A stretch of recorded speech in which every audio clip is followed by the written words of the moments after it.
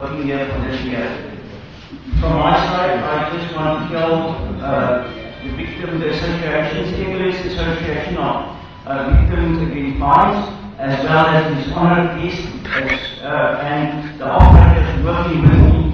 It is for me a great privilege for my company, as well as for South Africa, to be part of humanitarian demining in Senegal.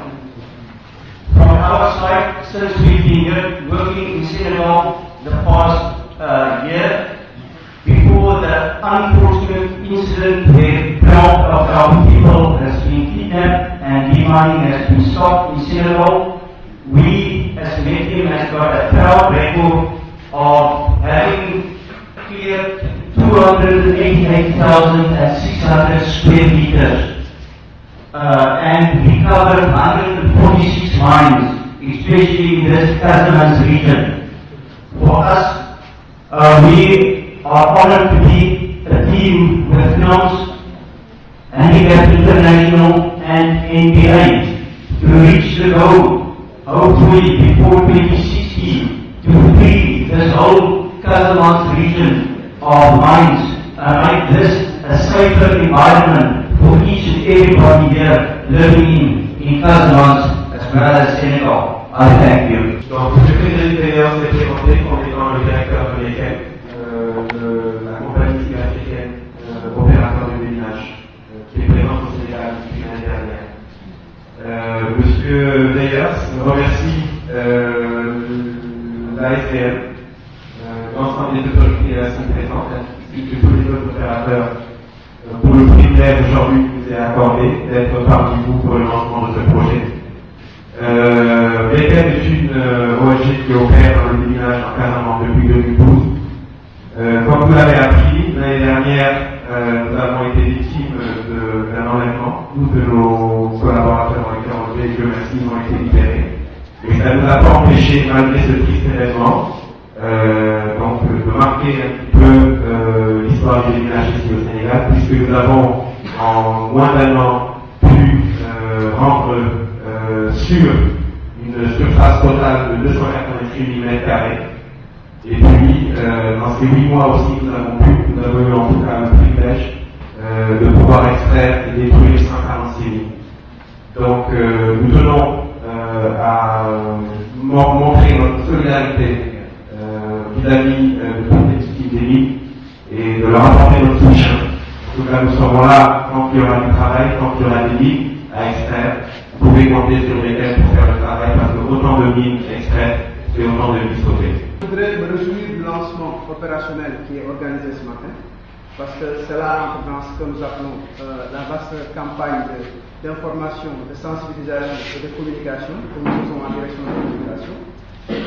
Vaste campagne dont un des maillons est constitué par le projet dont nous procédons au lancement ce matin, qui va donc être conduit de manière conjointe par HI, Handicap International, donc l'Association sénégalaise des victimes de mines, Coquille Consulée Pathé.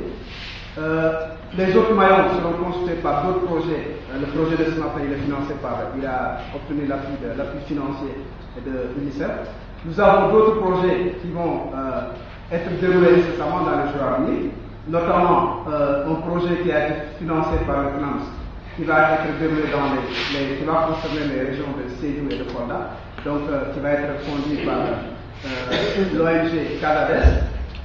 Il y a également un projet qui va être conduit par l'Association pour la solidarité et le développement, en collaboration avec les organismes départementaux de coordination des activités de vacances. Ça va concerner le département de Bignona, le département de Ziguinchor et celui de Oussouye. Donc, pour dire que, quelque part, c'est une vaste campagne qui vise donc à couvrir l'ensemble de la région naturelle de Casamance. Parce que simplement, quelqu'un l'a évoqué tout à l'heure, nous sommes en train de conduire des opérations de déminage. Et vous savez, au moment où je vous parle, que ces opérations sont suspendues pour cause d'hivernage, donc il y a une cause technique qui est observée. Mais puisque nous ne pouvons pas laisser, disons que nous avons l'obligation de sécuriser, de mettre en place un dispositif qui puisse préserver la sécurité, l'intégrité physique des populations, et que nous ne pouvons pas envoyer des opérateurs de minage partout à la fois en même temps, nous avons donc l'obligation de mettre en place un dispositif qui puisse préserver l'intégrité physique des populations. Et cela passe par la mise en place de ce que nous appelons l'éducation au risque des mines. Il s'agit de discuter avec les populations, leur donner, les amener à procéder à un changement de comportement pour avoir les réflexes sécuritaires qu'il faut, afin de pouvoir se mouvoir dans un environnement qui pourrait être contaminé par la présence des mines RF. Donc, pour le projet spécifique de ce matin, qui est porté par HI, l'Association sénégalaise des victimes de mines, mon directeur m'a chargé de vous dire qu'il fonde beaucoup d'espoir sur ce projet-là. Parce que simplement, ce projet a été conçu et planifié par l'ONG HI, Handicap International, que tout le monde connaît, et dont l'expertise n'est plus à démontrer, parce qu'ils ont déjà conduit cette activité avant même l'installation du FNAM. Et c'est là les effets de ce projet en son temps, en 1999, qui était le projet d'éducation à la prévention mine, à la prévention des accidents par mine, a connu un succès retentissant parce que simplement nous avons vu les effets induits qui ont tout de suite permis d'amorcer une courbe descendante quant aux accidents qui avaient été constatés depuis quelques années. Il s'y ajoute que l'Association sénégalaise des victimes de mines, pour nous, est constituée d'éléments qui constituent, on va dire, les meilleurs sensibilisateurs au monde. Parce que ce sont des gens qui ont vécu dans leur chair les méfaits des mines, qui peuvent donc vous expliquer avec les mots les plus justes ce que constitue une mine et les dangers qui s'y attachent, notamment les règles qu'il faut avoir pour amener à ne plus constater d'accidents par mine. L'UNICEF revient donc pour continuer dans ce processus en appuyant les acteurs spécialistes du domaine que sont Handicap International et AFR. Ce projet fait suite à plusieurs autres. D'abord conçu dans les régions de Sédhiou et de Ziguinchor, mais puisque les choses semblent s'être déplacées de manière significative vers la zone frontalière du nord du Nord, il faudrait et il urge que les actions soient menées. La mission de l'UNICEF, je la préciserai un peu plus tard, c'est d'éduquer, de sensibiliser, d'accompagner les couches les plus vulnérables. C'est les femmes, c'est les enfants, surtout en zone de conflit. Notre action est une action d'accompagnement des pouvoirs publics et des ONG qui évoluent dans ces secteurs pour prendre langue avec les communautés, renforcer leurs capacités, les sensibiliser davantage et surtout les amener à adopter des comportements positifs qui leur permettent en zone susceptible ou en zone minée d'avoir les attitudes qu'il faut et de préserver leur vie. Rien ne vaut une vie humaine. Et il est important que les uns et les autres le comprennent et s'y investissent. Et c'est la raison pour laquelle l'UNICEF félicite les acteurs de l'ONG, les autorités de l'État, les collectivités locales, les représentants des chefs de village, les communautés ici présentes. Et nous nous réjouissons franchement de la présence de l'ensemble des communautés qui avaient été ciblées. Malgré les travaux sans faire et les interdits, votre présence ici signifie que vous avez compris, autant que nous, la nécessité d'un dialogue, comme l'ont dit les représentants de l'EDEN et de l'NP. Dialogue pour se parler, dialogue pour se comprendre, dialogue pour s'entraider, dialogue pour préserver les vies humaines. Je pense qu'il est important que ce dialogue continue au-delà des actions ponctuelles de sensibilisation et d'éducation. Nous sommes tous concernés. Celui qui croit qu'il est loin des lieux où se passent les choses et qu'il a été préservé se trompe lourdement. Quelqu'un a dit tout à l'heure, ce sont les innocents qui paient le prix. Parce qu'ils sont souvent là, au mauvais moment, au mauvais endroit. exploit et ils en payent le prix.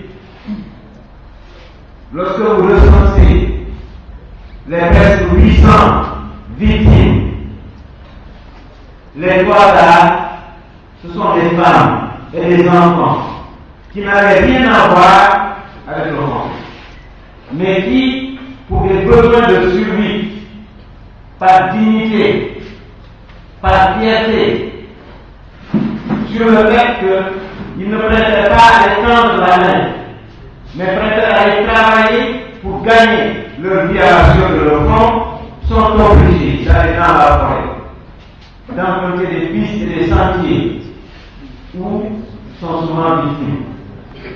Je remercie particulièrement Agni, comme il l'a dit, depuis les années 2000, nous cheminions ensemble pour sensibiliser, pour éduquer. Quand il n'y a pas possibilité immédiate de deviner, il y a un besoin impératif de sensibiliser pour amener les gens à mieux se comporter malgré les risques. Je félicite AFN.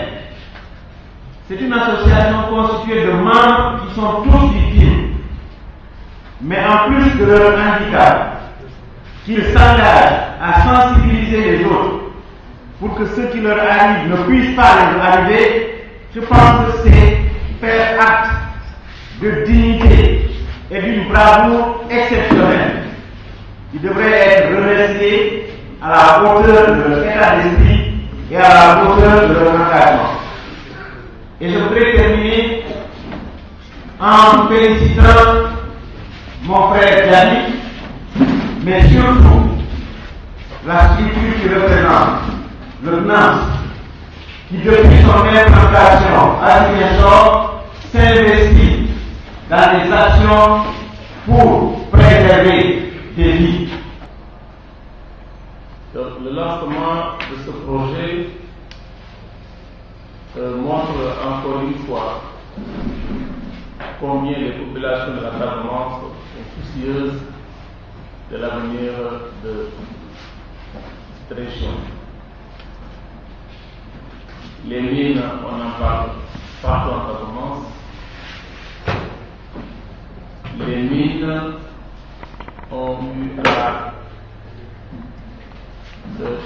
à avoir beaucoup de victimes, aussi bien au niveau des adultes que des enfants. Mais le constat a été fait que les plus grandes victimes, ce sont les femmes et surtout les enfants. Donc, prévoir une telle activité, éducation des mines, dans les écoles, ça a été une initiative qu'il faut saluer. Une initiative qu'il faut saluer et qu'il faut aussi encourager. Ces enfants formés seront des plus grands relais de la localité. Je voudrais aussi inviter à ces initiateurs de ce projet d'associer les enseignants. Ces enseignants, à l'image de ce qui s'est passé dans d'autres zones, pour contribuer largement à cette activité. Donc, ce sont eux qui sont à présent, ce sont eux qui peuvent faire passer facilement ces messages. Comme le président de l'INPI l'a dit, dans une telle activité, il est important que tout le monde soit informé. Que tout le monde soit informé. Tout le monde doit être encore des relais dans cette activité.